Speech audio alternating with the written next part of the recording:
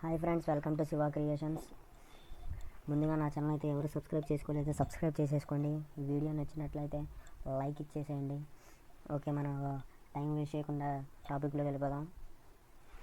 YouTube అనేవాడు November 2020లో యూట్యూబ్ని update చేశాడు friends. Applications and settings చాలా చాలా చాలా చేంజ్ చేశాడు.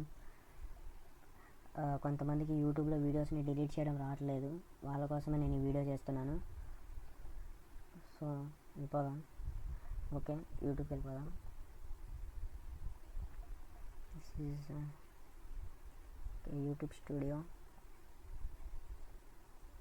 అయితే కంటెంట్ అని ఒక వీడియో సింబల్తో కనిపిస్తుంది ఫ్రెండ్స్, దాన్ని క్లిక్ చేయండి. ఇక్కడ మీరు చేసిన వీడియోస్ అన్నీ ఉంటాయి.